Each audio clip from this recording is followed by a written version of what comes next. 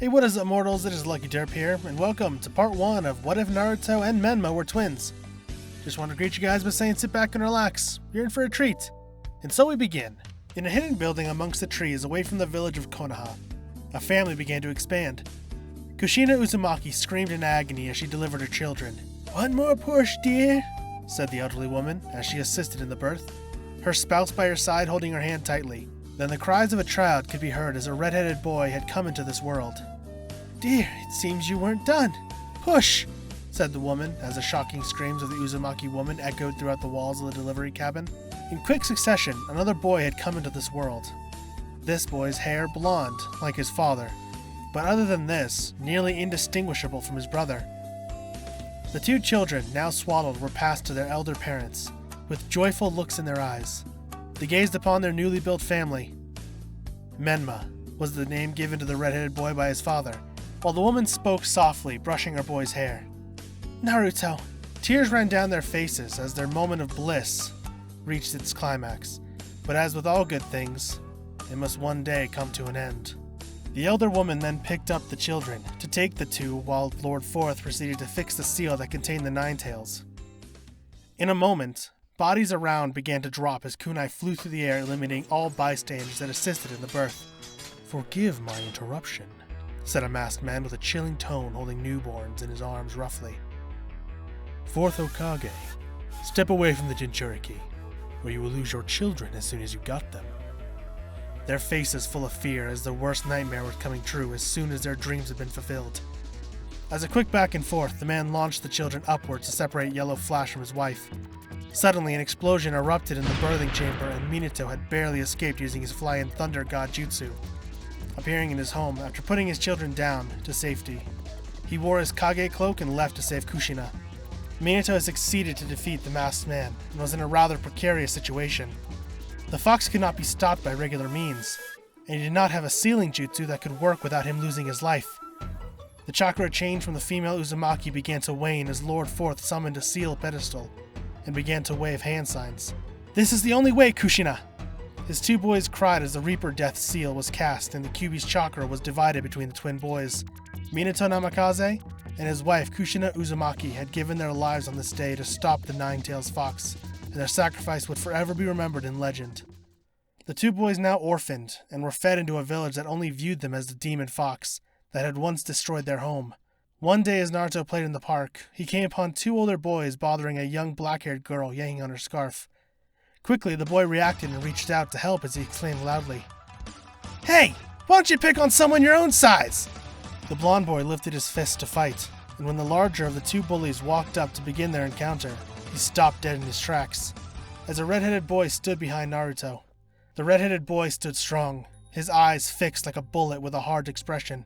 His eyes revealed much anger and fury, which clashed with his blank expression. Sweat began to flow down the side of the bully's head, while he could feel his heart thumping loudly. Looking back at his compatriot, two locked eyes, then proceeded to run away, their bodies yelling at them to run for their lives. "Yeah, you better run!" shouted Naruto at the boys with a wide grin on his face.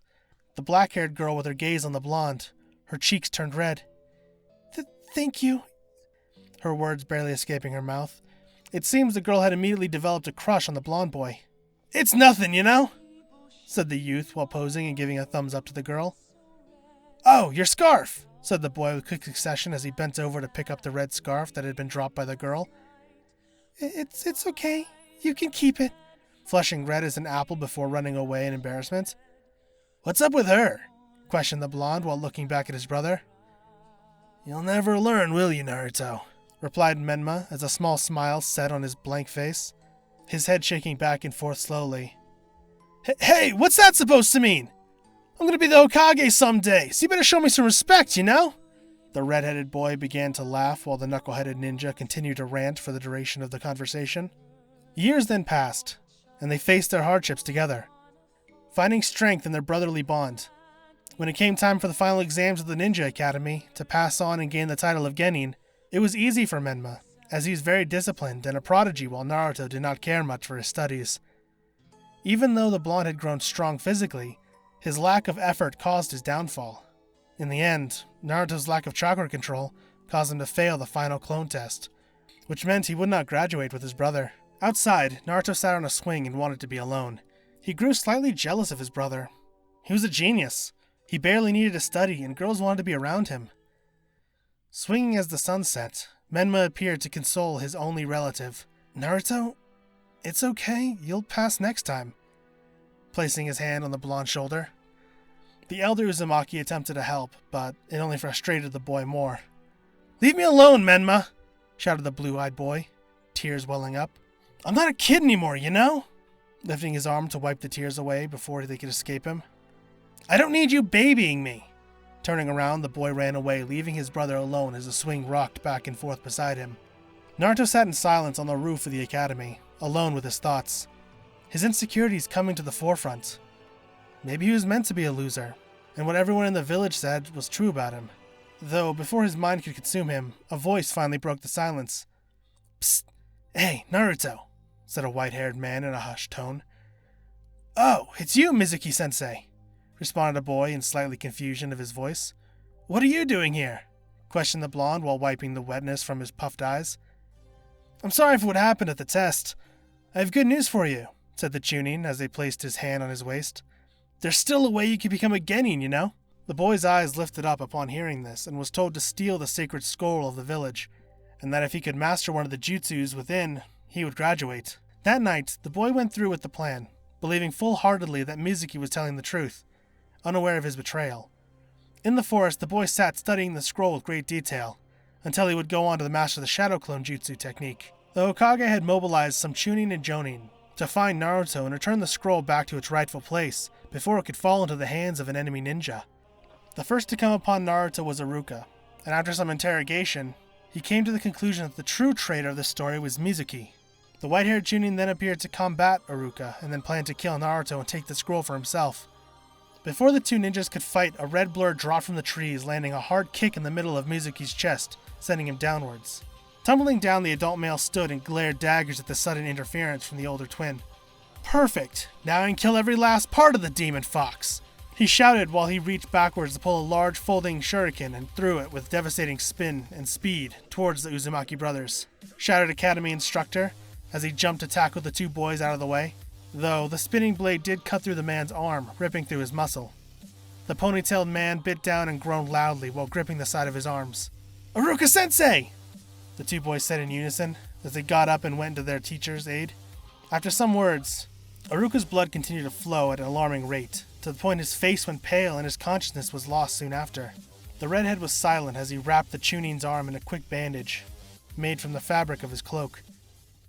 His emerald eyes then targeted the traitor, being set on vengeance, while the blonde's teeth grinded before placing his hands together and exclaiming, "Shadow Clone Jutsu!" The forest then flooded with hundreds among hundreds of Naruto clones, each with proper mass as they were true clones.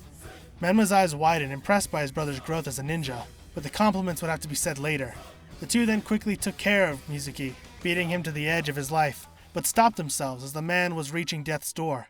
The two brothers embraced quickly and exchanged apologies. "I'm sorry I reacted that way, Menma. It wasn't fair, you know?"